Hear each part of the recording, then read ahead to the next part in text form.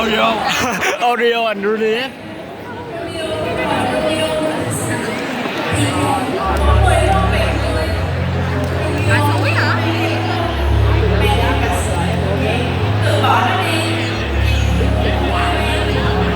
Ủa cho tôi hỏi là bao giờ cái này nó đổ vậy?